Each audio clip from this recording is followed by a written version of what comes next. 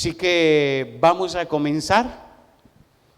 Quiero que usted me acompañe a hacer una oración. Padre, gracias te damos en esta noche.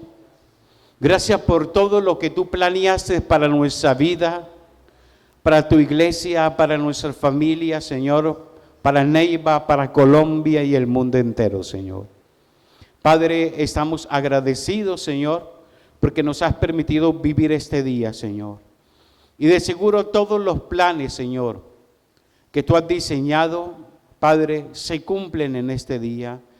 Y habiendo acabado el día, Señor, en las horas de la noche vamos a levantar nuestras manos y te vamos a decir gracias, Señor, por todo lo que hiciste en nuestra vida, en el nombre de Cristo Jesús. Amén y amén. Quiero que usted me acompañe. A mí me gusta muchísimo cuando voy a la palabra, el leer versículos largos. Casi no me gusta eso a nivel personal. Sé que a unas personas les gusta, a otros no. Pero en personal a mí me gusta versículos largos, completos. Porque puedo tener un panorama más amplio de lo que quiere dar a conocer el autor o la escritura. Amén. Primera de Corintios, creo que ahí no está. Lo digo para que usted pueda buscarlo en su celular o en su Biblia física. Primera de Corintios, capítulo 3, versículo 1. El apóstol Pablo está hablando a una iglesia poderosa donde se movían los dones, donde habían milagros, donde hablaban en lenguas tremendamente, donde se predicaba la palabra. Y lo que el apóstol Pablo va a decirles en esta carta a los Corintios, capítulo 3, a mí me deja asombrado el por qué él desata esas palabras sobre esa congregación. Una congregación que crecía, una congregación que sucedían milagros, sucedían los dones, es decir, habían milagros, sanidades y prodigios. Y esa iglesia hablaba muchísimo en lenguas tremendamente. Pero el apóstol Pablo comienza a decirle lo siguiente a ellos y dice, de manera que yo, el apóstol Pablo dice, de manera que yo, hermanos, no puedo hablarlos como a espirituales. Él dice, a ustedes los de Corintio hoy no les puedo hablar como a espirituales, sino como a carnales, como a niños en Cristo. Es decir, ¿por qué él hace la diferencia de que ellos no son espirituales, sino que al contrario son carnales? Son como niños inmaduros. Y él dice, os di a beber leche y no vianda, es decir, alimento sólido, porque aún no eres capaces ni sois capaces todavía. Es decir, él tenía un cúmulo de información para darle y de revelación para darle a los corintios, pero al estar allí se da cuenta de que ellos todavía son carnales, son niños espirituales, y él dice, yo a ustedes no puedo darles vianda, alimento sólido. Tengo que darles otra vez leche espiritual porque ustedes todavía son carnales, son niños. Y dice, os di a beber leche y no vianda, porque aún no eres capaces ni sois capaces todavía, porque aún sois carnales. Por segunda vez vuelve y le dice, son carnales. Pues habiendo entre vosotros, y mira las características de una iglesia carnal, dice, pues habiendo entre vosotros celos. ¿Hay celos en este lugar? Contiendas. Hay contiendas en esta congregación, disensiones. ¿No sois carnales y andáis como hombres? Porque diciendo el uno, yo ciertamente soy de Pablo, y el otro, yo soy de Apolos, ¿no sois carnales? Es decir, había una especie de división. Algunos Pablo le había predicado la palabra, otros los había tomado Apolos, otros también Apolos les había predicado la palabra. Y algunos decían, yo soy de Apolos, otro decía, yo soy de Pablo. Y decía el apóstol Pablo, ¿acaso no son carnales ustedes todavía? Porque hay contiendas, divisiones entre ustedes mismos. Y dice, ¿qué pues es Apolos? ¿Y qué es Pablo? Servidores por medio de los cuales habéis creído, y eso según lo que cada uno concedió el Señor. El apóstol Pablo dice, Apolos y yo solamente somos servidores por la gracia que Dios nos ha dado. Es decir, solamente somos servidores, y esa palabra servidores es un sello que usted y yo debemos de tener siempre hasta cuando Dios nos llame a su presencia. No de jefes, sino de servidores. Aquella persona que se le olvida servir y se cree como jefe, ya su liderazgo comenzó a decaer, porque Dios nos llamó a servir, no a ser jefes. Dile a la persona que tiene a su lado, Dios me llamó a servir, no a ser jefe. Dice, yo planté, Apolos regó, pero el crecimiento lo ha dado Dios. Así que ni el que planta es algo, ni el que riega, sino Dios que da el crecimiento. Y el que planta y el que riega son una misma cosa, aunque cada uno recibirá su recompensa conforme a su labor. Cuando estemos en la presencia de Dios, vamos a recibir nuestra recompensa según la labor que hayamos hecho aquí en la tierra. Es decir, todas nuestras obras, nuestros actos están quedando grabados en esa cámara espiritual que el Padre tiene, y cada acto va a pesar, bueno o malo, a nuestro favor o en nuestra contra. Dice, porque nosotros somos colaboradores de Dios. Di conmigo, yo soy colaborador de Dios. Y vosotros sois labranza de Dios, edificio de Dios. El apóstol Pablo siempre compara la edificación de la iglesia, la edificación de una persona, como cuando se construye un edificio. Aquellas personas que saben de construcción, aquellas personas que son arquitectos, aquellas personas que entienden también de obras civiles, saben que primero se hacen las bases, ¿cierto, mi hermano John? Porque las bases es lo que va a sostener todo el edificio. Si unas bases son débiles, eso quiere decir que no se puede construir una gran obra. Si usted construye unas bases para un primer piso, no puede construir un segundo piso, porque lo más probable es que la casa se caiga. Y el apóstol Pablo dice, yo como perito arquitecto, es decir, esto del crecimiento espiritual, esto de crecer hasta la estatura del varón perfecto, esto de crecer en la iglesia, de irla formando, es como cuando se hace un edificio donde se coloca el fundamento. ¿Y usted sabe quién es el fundamento? Cristo. Y sobre ese fundamento se comienza a edificar todo un andamiaje, se comienza a construir absolutamente todo un edificio que es la iglesia. Usted y yo somos la iglesia del Señor. Por eso Él dice, somos el edificio de Dios.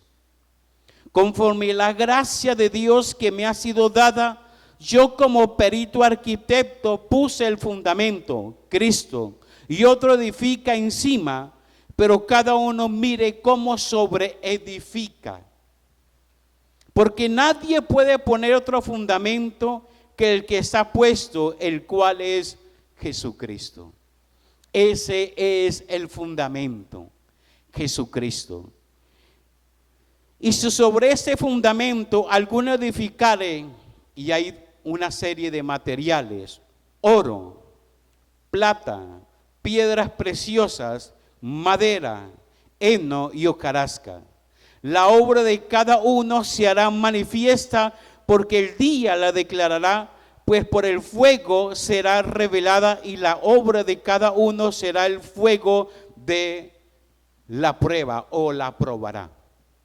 Amada iglesia, para edificar una casa siempre se edifica con los mejores materiales. Si usted coloca materiales de segunda, así mismo va a ser la obra. Así mismo van a ser las consecuencias de esa edificación. Pero la palabra de Dios nos dice que nosotros edifiquemos con buenos materiales, oro, plata, piedras preciosas. Esas tres materiales significan que han pasado por un proceso de la prueba. El oro, las piedras preciosas, la plata, antes de cobrar su valor, tienen que pasar por un proceso de altas temperaturas para llegar a cobrar realmente su valor. Pero hay otra segunda clase de materiales, y es heno o hojarasca.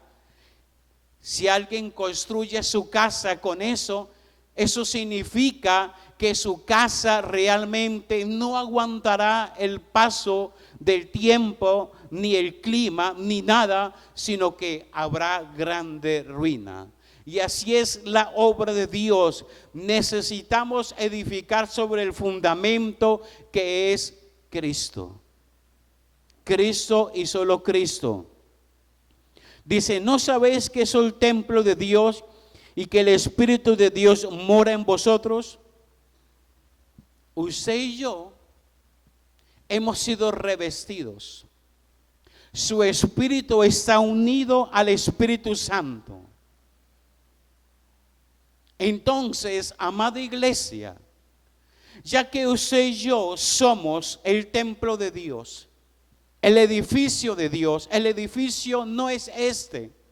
El edificio de Dios no es algo físico como esto, sino que es nuestras vidas, nuestras familias, la congregación. Por eso en esta noche vamos a estudiar principios para una sabia edificación.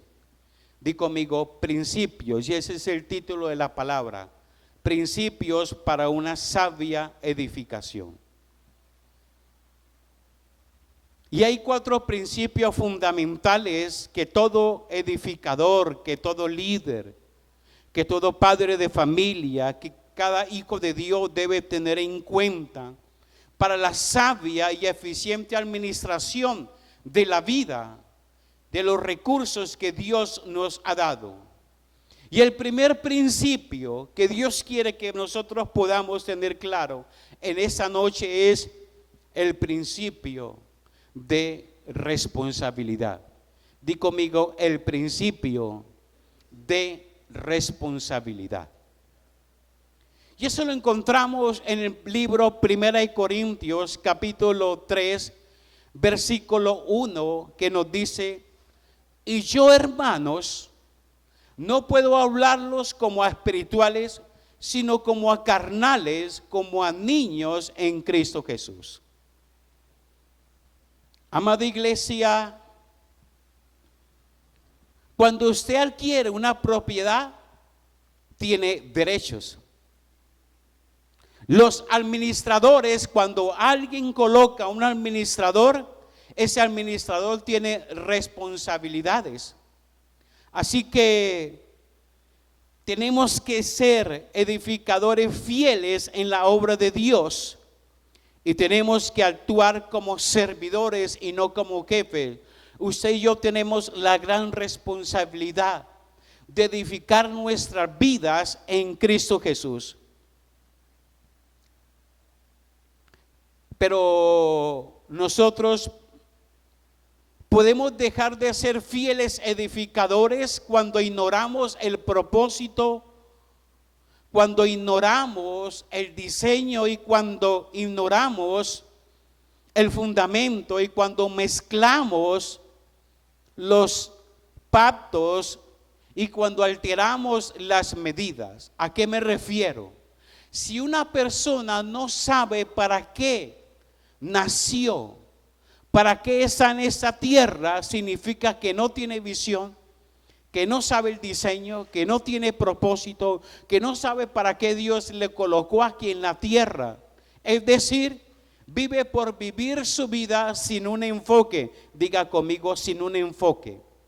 Pero cuando una persona sabe para qué Dios le ha puesto aquí en la tierra, sabe que tiene un propósito, sabe que tiene una razón de ser, sabe que Dios tiene muchos planes para su vida, pero sabe que está puesto en la tierra para que el evangelio del reino de Dios avance en este lugar. Así que todos nosotros somos colaboradores de Dios y estamos llamados a edificar fielmente conforme a su propósito. Amada iglesia, en esta carta a los Corintios se describen tres tipos de personas. Número uno, se describe al hombre natural. Diga conmigo, el hombre natural. Se describe, número dos, al hombre espiritual. Diga conmigo, espiritual. Y se describe al hombre carnal. El primero, el hombre natural, es el descendiente de Adán. Es el que nació en este mundo con una naturaleza adámica, con una naturaleza pecaminosa, con una propensión a la perversión, una inclinación natural a hacer el mal. Un hombre que es ajeno a las cosas de Dios porque no las puede entender. Génesis capítulo 6, versículos 5, 6 y 7 nos habla acerca de ese hombre. Nos habla acerca de que ese tipo de personas continuamente sus pensamientos eran hacia el mal.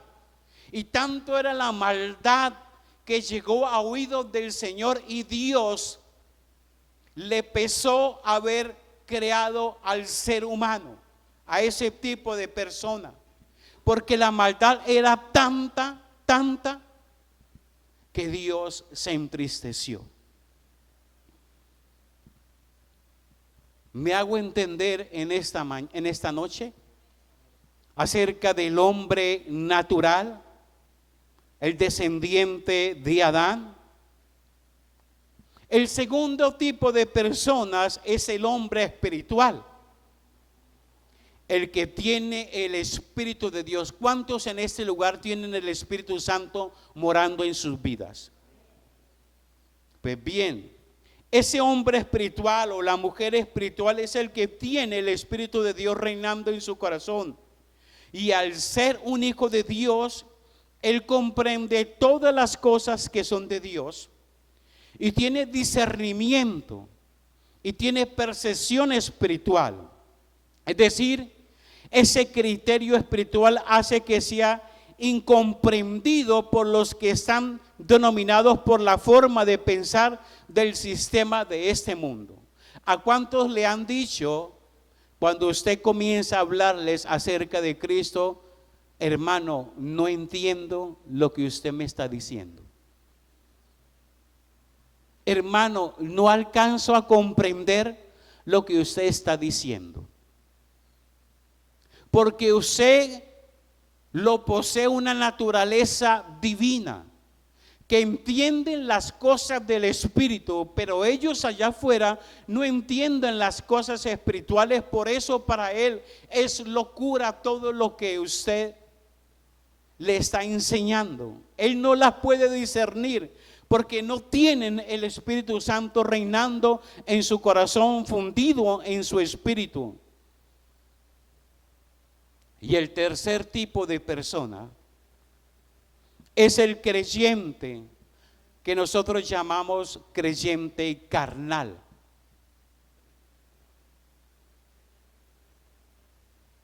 Y ese término hace referencia a aquellos que son salvos, pero que actúan dominados por la naturaleza de sus miembros. Sus criterios son terrenales.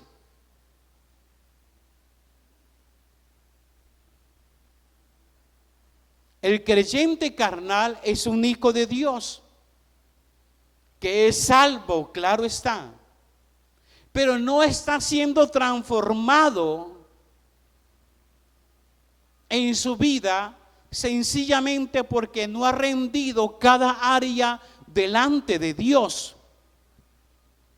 Es decir, ese hombre carnal, aunque es hijo de Dios,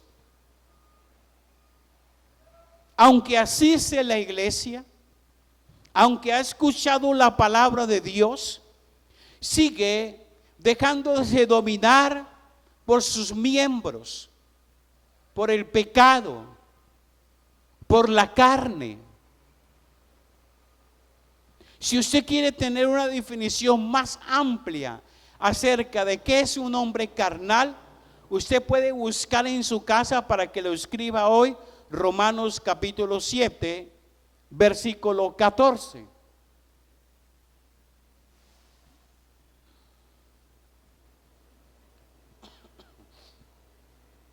Ahí se describe un retrato del creyente carnal, quien ha sido sellado por el Espíritu, pero está dominado por la carne, es decir, todavía no ha cedido cada área delante de Dios. Por eso el apóstol Pablo le decía, no son a los corintios, le decía, ¿no son ustedes carnales?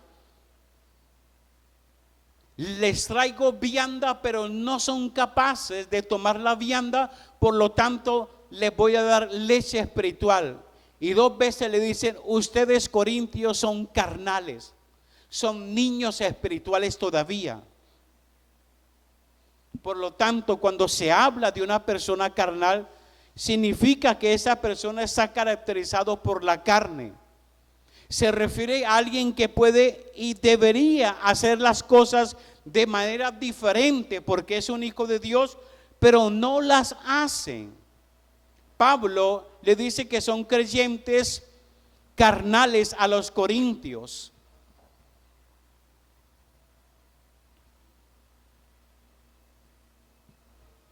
Es decir, ellos decidieron ser carnales. Y aquí Pablo nos da 4 características de un líder, de un hijo de Dios que quiere crecer, pero tiene luchas con esa carne. Primera característica: se distinguen por la clase de alimentos que consumen. Primera de Corintios capítulo 3 versículo 2 nos dice: tuve que alimentarlos con leche, no con alimento sólido, porque no estaban preparados para algo más sustancioso. Es obvio que la clase de comida que ingerimos determina el grado de crecimiento que tenemos en la vida. Pero Pablo le dice a los corintios que ellos son niños en Cristo, cuya característica más notoria era su inmadurez espiritual. Por eso Pablo no pudo alimentarlos con alimento sólido, sino con alimento líquido, leche espiritual. No eran capaces de digerir el alimento sólido debido a su inmadurez. Amada iglesia, nosotros necesitamos día tras día alimentarnos con ese alimento sólido. Pablo le dice a los corintios, dejen de ser carnales, dejen de ser niños espirituales, progresen poco a poco hacia la madurez espiritual.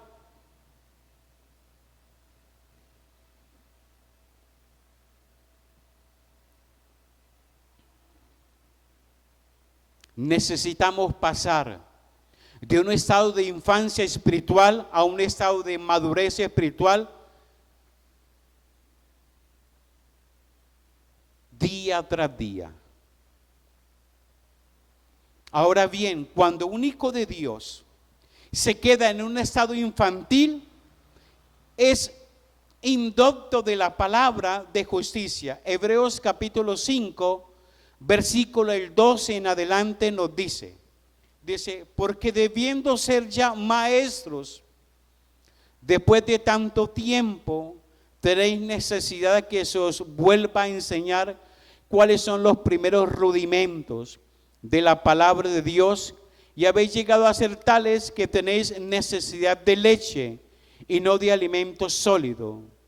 Y todo aquel que participa de la leche es inexperto en la palabra de justicia, porque es un niño, pero el alimento sólido es para los que han alcanzado madurez, para los que por el uso tienen los sentidos ejercitados en el discernimiento del bien y del mal, la cual contiene todos los códigos gubernamentales que emanan del trono de Dios y están revelados en la legislación y legalidad del nuevo pacto. Iglesia, estamos llamados a alimentarnos con la palabra de justicia. Estamos llamados a crecer y no quedarnos como niños espirituales. La segunda característica es por la clase de relaciones que se cultiva. Si usted quiere ver a una persona inmadura en un lugar, en una iglesia, póngale mucha atención a esta característica. 1 Corintios capítulo 3, versículo 3 al 4 que nos dice. Se la voy a leer en la nueva traducción, en el lenguaje actual. Dice, pues siguen viviendo como la gente pecadora de este mundo. Siguen viviendo como la gente pecadora de este mundo. Tienen celos los unos de los otros. Y le estoy hablando de una persona nacida. Le estoy hablando de un hijo de Dios. Pero siguen viviendo como la gente pecadora de este mundo sin ser de este mundo.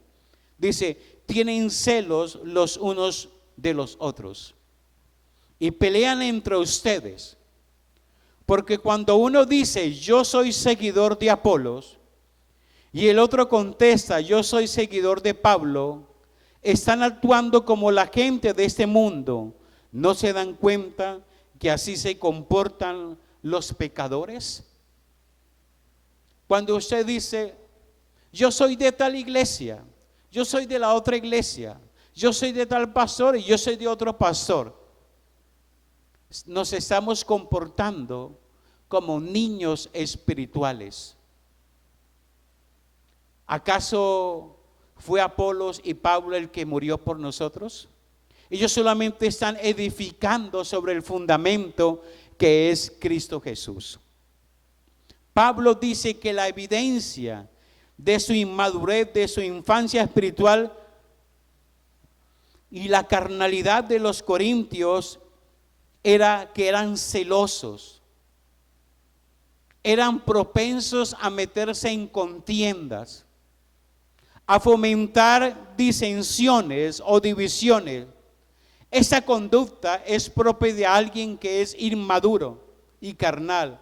Es una conducta que parece mucho a la de un hombre natural, a la de un hombre que no tiene a Cristo viviendo en su corazón. Lamentablemente hay muchos líderes que entran en conflictos y diferencias con algunos puntos de vista de doctrinas. Otros generan rivalidades por la falta de respeto. Otros, al coquetear o seducir a los líderes o creyentes de otra congregación para atraérselos, eso se llama inmadurez espiritual. Inmadurez espiritual. Fomentan divisiones entre las iglesias porque quieren solamente sus propias metas personales, demostrando carnalidad, falta de madurez, ignorancia, y retrasan la obra de Dios aquí en la tierra. Mucha gente comienza a tener pleitos y rivalidades dentro de las mismas congregaciones por cosas domésticas. ¿Qué son cosas domésticas? Hermano César, es que a mí me gustaría que ese ventilador fuera acá y no allá. Cosas domésticas, rivalidades. Es que a mí me gustan las sillas un poquito más acá y no más allá. Cosas sin importancia, cosas sin relevancia, cosas que realmente no son de trascendencia. Niños espirituales. Es que a mí me gustaría que el edificio fuera pintado de blanco y no de negro. Cosas sin trascendencia. Y hay gente que es así. Rivalidades, contiendas, celos y demás es lo que el apóstol Pablo le está diciendo a los corintios. Y mira que la iglesia de los corintios a mí me deja asombrado cada vez que le leo, donde había manifestaciones de dones tremendos, donde hablaban muchísimas lenguas, donde habían sanidades, milagros y prodigios, donde esa iglesia crecía tremendamente, crecía numéricamente, pero espiritualmente eran enanos espirituales. Hay muchas iglesias grandes y gracias a Dios por las iglesias grandes, numerosas, pero le doy más gracias a Dios por aquellas iglesias donde Cristo está creciendo en sus vidas y no numéricamente. Hay una gran diferencia en eso, en que Cristo crezca en la congregación, porque las congregaciones pueden crecer sin Cristo, que es el fundamento de toda la existencia y de la vida de la iglesia.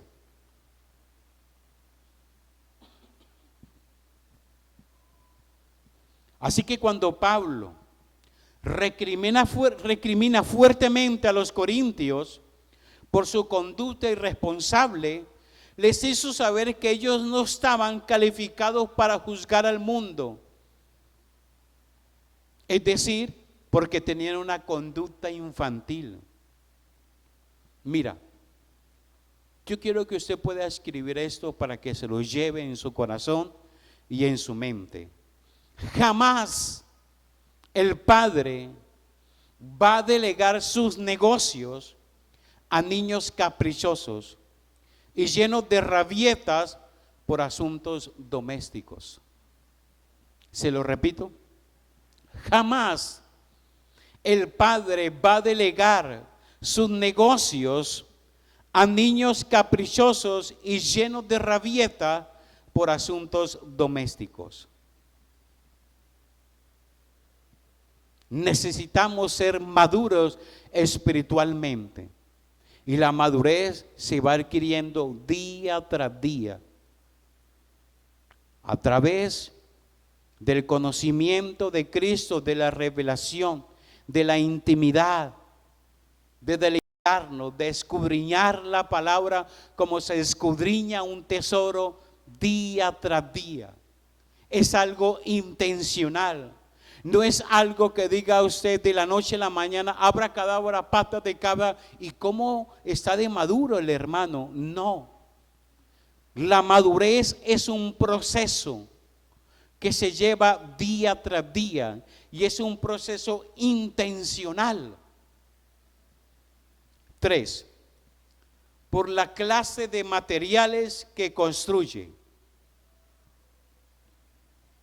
1 Corintios capítulo 3, versículo 12, nos habla acerca de los materiales con los cuales se construye una obra o se construye una vida. Dice, si alguno edificare sobre este fundamento, es decir, el fundamento es Cristo, pero si alguno sobreedificare sobre oro, plata, piedras preciosas, madero, heno y hojarasca, es obvio que la paja, el heno y la hojarasca son materiales livianos, perecederos, desechables, que están en la superficie de la tierra y son arrastrados fácilmente por el viento.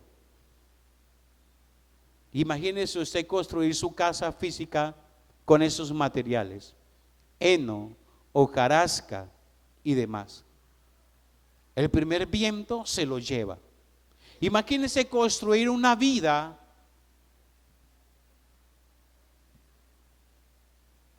sobre cosas almáticas. Pues cualquier viento de doctrina se lleva a la gente. ¿Por qué? Porque no tiene un fundamento firme. Porque no se ha construido sobre los materiales preciosos. Por esta situación el apóstol Pablo dice que la edificación de la iglesia, de una casa y de una vida, es una labor sagrada. Su familia es sagrada, por lo tanto necesita de los mejores materiales que puedan perdurar, que puedan resistir la prueba del tiempo y del fuego.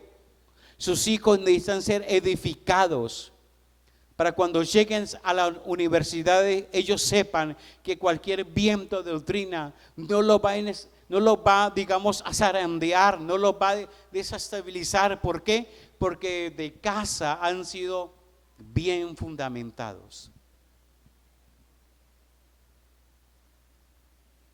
3, 4. Por la clase de sabiduría que conocen. Por la clase de sabiduría que conocen. 1 Corintios capítulo 3, versículo del 19 al 20 nos dice, porque la sabiduría de este mundo es que insensata para con Dios, pues escrito está, Él prende a los sabios en la astucia de ellos, y otra vez el Señor conoce los pensamientos de los sabios que son vanos. Mis hermanos, la sabiduría de este mundo no se puede igualar a la sabiduría que viene de parte de Dios. Inteligencia espiritual, ese término debemos de escudriñarlo día tras día. La gente conoce la inteligencia artificial y hoy en día todo el mundo es inteligencia artificial, pero hay una inteligencia superior a las universidades, una inteligencia superior a la artificial, es la inteligencia espiritual. ¿Sabe que una vez tratando de hablar con un psicólogo no entendía qué era la inteligencia espiritual? Él no podía comprender que esa inteligencia es Dios mismo, que esa es una inteligencia increada, nadie la creó, ya existía desde antes de la fundación del mundo. Él no entendía cómo esta inteligencia espiritual fue el creador de todas las cosas. Porque para ellos las cosas de Dios son locura. Así que yo le dije, le dejo ese trompo en la uña. indague qué es inteligencia espiritual, porque ese término para él era nuevo. Pero yo me gozaba por dentro al saber cómo Dios es de sabio, cómo Dios coge a los sabios de este mundo. Pablo dice que debemos ser ignorantes de la sabiduría humana, pero conocedores de la sabiduría divina. ¿Sabe por qué? Porque muchas veces la gente, a través de sus títulos, de su conocimiento, a través del conocimiento que da la vida de las universidades, he visto muchas veces que su mente se cierra a las cosas de Dios y no la puede entender porque a todo quieren colocarle lógica. Muéstreme la lógica de Jesús. Señor, Hijo de David, ten misericordia de mí. Llega Jesús, escupe en la tierra, hace lodo, le colocan los ojos al ciego, le dice, ve y lávate. Él se lava y ve. ¿Dónde está la lógica ahí?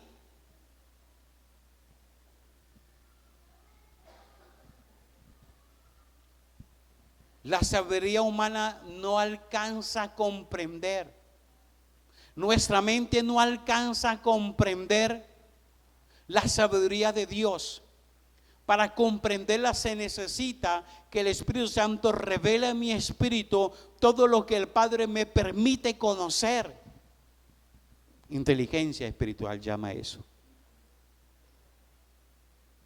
Por eso Pablo les pide a los corintios que renuncien a toda sabiduría del mundo. Corintio era un pueblo, un puerto prácticamente, o una provincia obligatoria para el comercio. Es decir, habían muchísimas creencias, muchísima filosofía. Habían muchísima gente que querían diferentes cosas.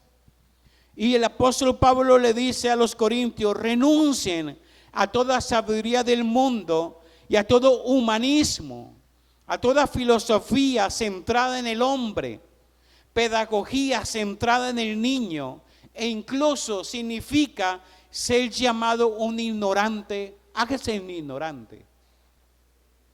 Si alguno no está dispuesto a ser considerado un ignorante por aquellos que valoran la sabiduría humana, nunca podrán ser sabios a la manera de Dios.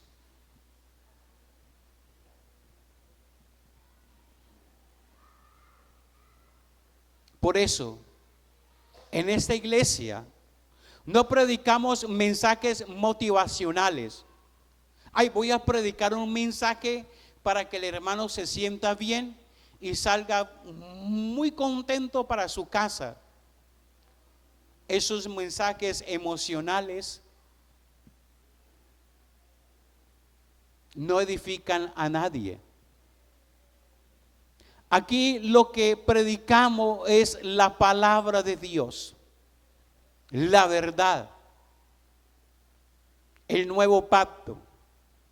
Les comentaba a usted la vez pasada en una reunión de pastores que se pararon dos pastores allá atrás y no entendían lo que se les estaba hablando porque estaban en el antiguo pacto. Y yo veía que se rascaban las cabezas y no podían comprender todo lo que se les estaba diciendo porque estaban en el antiguo pacto, porque su mente estaban cerradas a las tradiciones.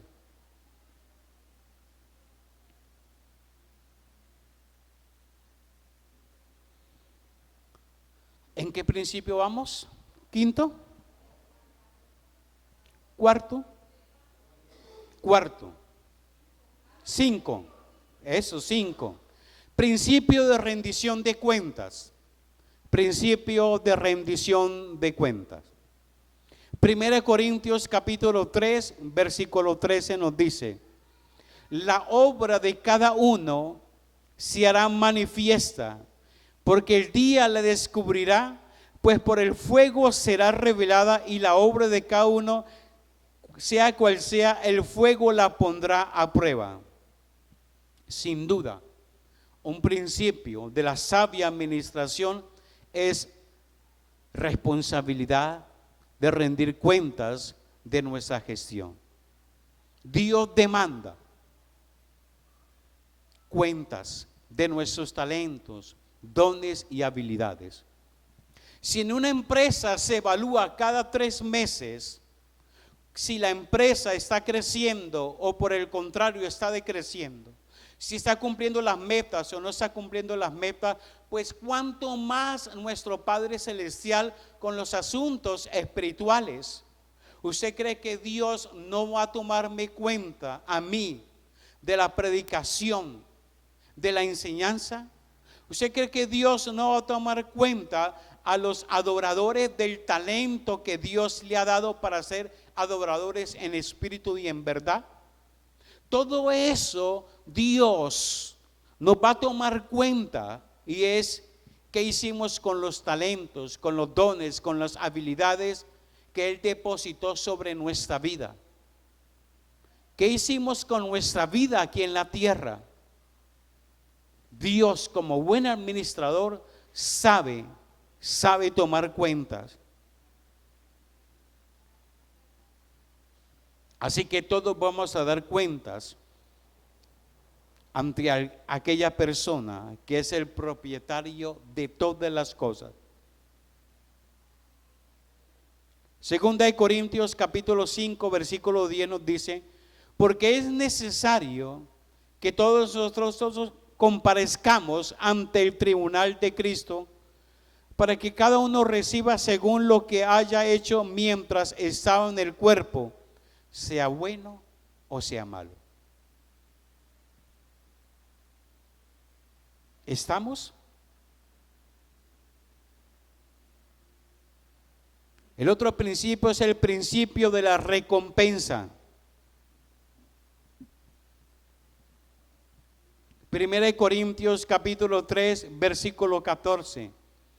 Si permanece la obra que sobreedificó, recibirá recompensa. Hay recompensa para todas aquellas personas que hacen la obra como tienen que hacerla. Colosenses 3 del 23 al 24 nos dice: Pablo escribe: y todo lo que hagáis, hacedlo de corazón, como para el Señor, y no para los hombres, sabiendo que del Señor recibirá la recompensa de la herencia, porque a Cristo el Señor servir. ¿A quién estamos sirviendo? ¿Al pastor? ¿Al líder? ¿A la congregación? Estamos sirviendo a aquella persona que nos ha dotado de talentos, dones y habilidades. Aquella persona que nos ha dado ministerio, aquella persona que nos ha dado vida, que nos ha dado familia, que nos ha dado recursos, bienes, tiempo. A esa persona estamos sirviendo. Y dice que debemos de hacerlo de todo corazón, hacerlo de corazón como para el Señor. Cuando estás aquí adorando, ¿para quién estás adorando? ¿Para la congregación o para el Señor? Ahí hay una gran diferencia. ¿Para quién adoro? ¿Para que la gente me vea o para que Dios me vea? Ahí hay una gran diferencia. ¿A quién sirvo? ¿Para que la gente me vea qué buen servidor es o para que Dios realmente vea que yo amo lo que Él ama, su obra, la extensión del reino de Dios aquí en la tierra? Mateo capítulo 25, versículo 21 nos dice: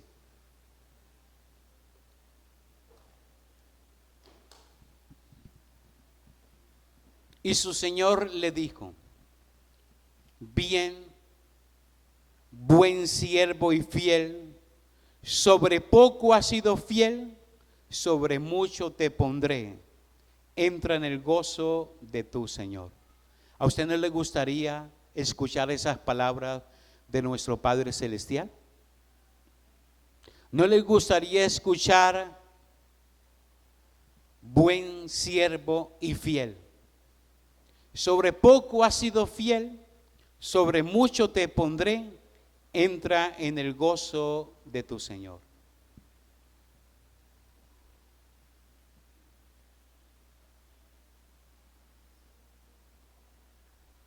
¿Sabía usted que la recompensa no se da de acuerdo con los dones, talentos, habilidades o incluso del éxito humano, sino de acuerdo con la fidelidad de la labor que Dios nos ha llamado a hacer? Todos trabajamos juntos, pero cada uno es recompensado de forma individual. Es decir, a usted y a mí a nivel individual nos van a tomar cuentas de qué es lo que Dios nos ha entregado y cómo invertimos. Léase la palabra de los talentos. Llamó a cada uno de forma individual y a cada uno le tomó cuenta de sus talentos, de lo que él había entregado de forma individual. Así que Dios sabe cómo recompensar de una manera apropiada.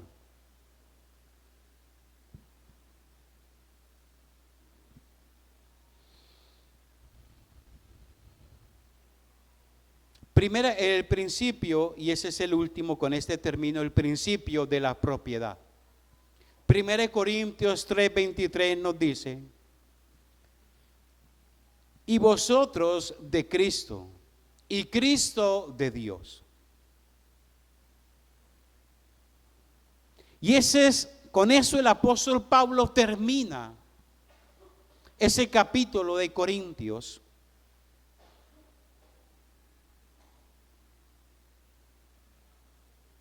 Diciendo claramente que Dios es el dueño y creador de todas las cosas.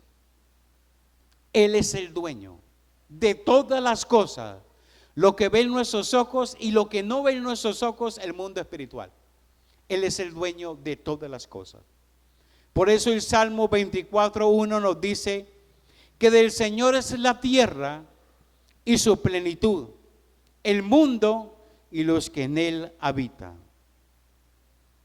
Dios se reservó los derechos de propiedad exclusiva sobre la iglesia, sobre usted, sobre mí, por cuanto Él es nuestro creador, Él es nuestro redentor, Él es nuestro arquitecto.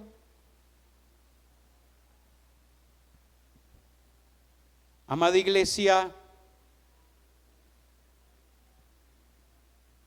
el creyente posee en Cristo todas las cosas, porque hemos sido bendecidos con todas las cosas, pero todas las cosas son de Dios. ¿Me hago entender? Usted y yo solamente somos administradores de las grandezas de nuestro Padre Celestial. Así que Dios nos revista día tras día de esa sabiduría, de esa gracia para entender el orden celestial en el cual fueron diseñadas todas las cosas y todos los asuntos eternos. Como hijos de Dios debemos ser responsables. Mi responsabilidad aquí en la tierra es crecer en el conocimiento, en la revelación de Cristo y darla a conocer a los demás. Hay gente que se conforma solamente con un versículo. Hay otras personas que quieren escudriñar más profundamente los asuntos celestiales y toman la palabra y comienzan a escudriñarla en diferentes versiones, en la Reina Valera, las Américas, en la Plenitud, diferentes clases de versiones, para poder entender cuál es la idea principal que Dios quiere darnos a conocer. Hay gente que se conecta continuamente en el café con Cristo y son esas personas que están creciendo más en la congregación. Hay otros que suman el día jueves a la parte de desayunando con Cristo, donde estamos viendo todo un panorama bíblico de las Escrituras y se nos amplía más el panorama. Otras personas vienen aquí los viernes y esta palabra es una palabra sólida, no es leche espiritual, no es para tener contento a nadie, sino es para que usted pueda ver cómo Pablo exhortaba a la iglesia de Corintio y le decía: aunque ustedes se mueven el Espíritu Santo en sus vidas, aunque ustedes son nacidos, aunque ustedes son hijos de Dios, aunque ustedes hablan muchas lenguas, aunque Dios hace milagros, prodigios y sanidades en medio de ustedes, ustedes son carnales todavía. O sea, que un hombre de ese calibre se atreva a una congregación a decirle: son carnales, porque hay contienda entre vosotros, porque hay celo, porque hay enemistades, porque hay pelea entre hermanos, porque uno dice: yo soy de Apolo, otro: yo soy de Pablo. ¿Acaso Apolos y Pablo dieron su vida por ustedes? Ustedes son de Cristo y solo de Cristo. Y nosotros, Apolo y Pablo, solamente somos servidores para poder edificar la iglesia en el fundamento que es Cristo. Pablo la tenía clara. Los corintios no la tenían clara. Se dejaron guiar solamente por las emociones, dones, habilidades, manifestación, echar fuera demonios, hablar nuevas lenguas. Eso es importante, pero no lo esencial del asunto. Lo prioritario de todas las cosas es conocer a Cristo. Es que día tras día podamos crecer en el conocimiento de Cristo. Eso va a marcar la diferencia en esta congregación. Amén. ¿Me hago entender en esta noche? ¿Queremos marcar la diferencia en Neiva? Conozcamos a Cristo. Conozcamos a Cristo. Crezcamos. No podemos quedarnos como niños espirituales. ¿Qué le pasa a una persona cuando biológicamente, cuando no crece? Se quedó pequeño, se quedó bebé para toda la vida. Es una persona inmadura. Y Dios no quiere hijos inmaduros. Dios quiere hijos maduros espiritualmente día tras día. Que manifiesten al Cristo. Que manifiestan al Cristo impartido en la iglesia. Hay una predicación que se llama de la inmadurez a la madurez espiritual. Se dio en esta iglesia. Hay que repasarla, como todas las predicaciones que estamos hablando en este mes acerca de identidad. Quiero que usted pueda ponerse en pie, por favor.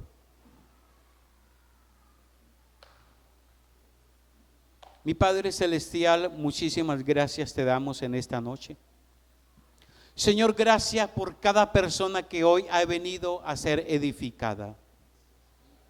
Señor, hoy comprendemos los tres tipos de personas, Señor. El hombre natural, el hombre espiritual y el hombre carnal. Señor, hoy podemos comprender que nosotros como hijos de Dios no vamos a ser carnales, Señor, sino que vamos a crecer en el conocimiento y la revelación de Cristo en nuestras vidas, Señor. Gracias por cada persona que hoy ha venido a este lugar, Padre, porque quiere ser edificada, porque quiere crecer, Dios, porque quiere conocerte a ti aún más, Señor. Padre, y sabemos que tú honras, Señor, ese deseo tan tremendo de nosotros poder conocerte más a ti, Señor. Te damos gracias en el nombre poderoso de Cristo Jesús. Amén y amén.